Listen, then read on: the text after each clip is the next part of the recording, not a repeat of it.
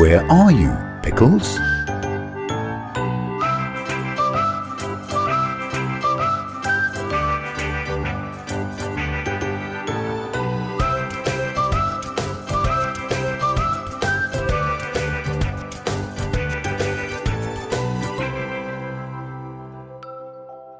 Pickles is purple, not red, not blue.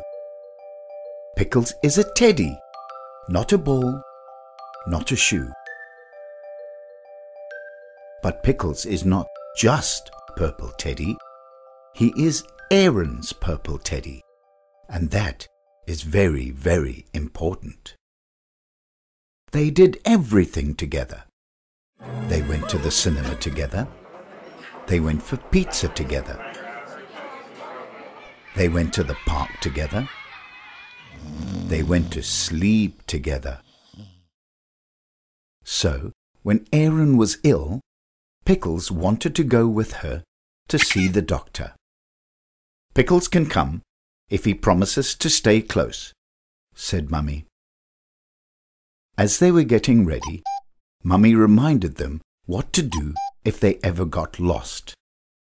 But Pickles was not listening. When they got to the hospital, the doctor was very busy. So they waited. And waited. And waited. Pickles was bored. Waiting was boring. Waiting was very boring. It was very, very, very, very, very boring. So he went to peek out of the window. Outside, there were lots of children playing. Pickles wished that Aaron was not ill. Then they could be playing too, not waiting. Pickles was getting cross. Where is the doctor? He wondered. He marched back to ask Aaron. But Aaron had gone, and so had Mummy. He stared out of the window. He checked under the chairs. He looked down the hallway. He searched everywhere. I can't be lost, he thought. Teddies don't get lost. Aaron must be lost. He ran out of the waiting room to look for her. Pickles tried to remember what Mummy had said about getting lost. But he had not been listening that morning. Just then, he was scooped up in an armful of rubbish.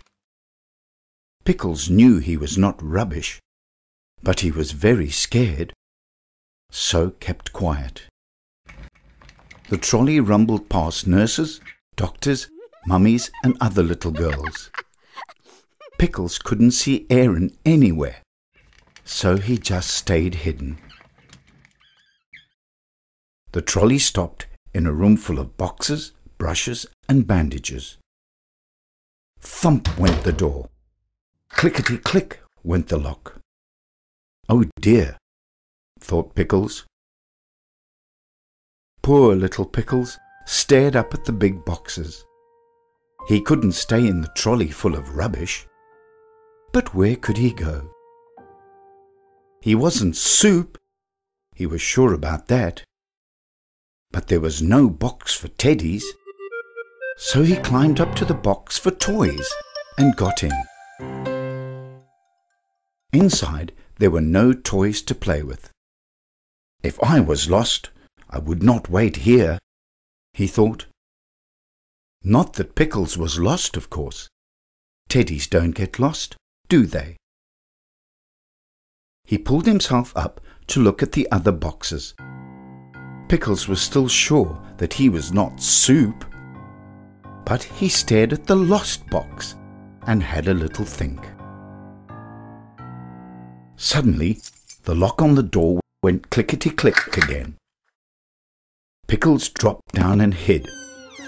Who could that be? He wondered. Pickles peeked through a hole in the box. It was Aaron! Pickles was so excited, he jumped for joy. He jumped so hard the box fell off the shelf. Down came Pickles, toy box and all. Erin lifted the box away. "There you are," she said. "Poor Pickles." "Why were you not in the lost box?" asked Mummy.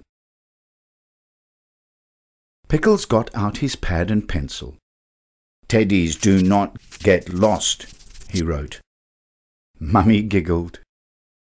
"But you did get lost. We have been looking everywhere for you." "Yes," shouted Erin. "First, we went back to the waiting room because that was the last place we saw you. Then we asked some of the other mummies if they had found you. Then we told the doctors and nurses that you were lost. They showed us the lost box." Pickles was happy he had been found. He had only been a little lost. But he gave Erin a very big hug. Mummy wagged her finger. "You can't keep quiet and hide when you're lost, Pickles. You need to be brave." Pickles saluted and puffed out his chest. It made his tummy rumble. "Now that Erin is feeling better, perhaps we should have a picnic in the park," said Mummy. Pickles liked that idea. He liked it a lot.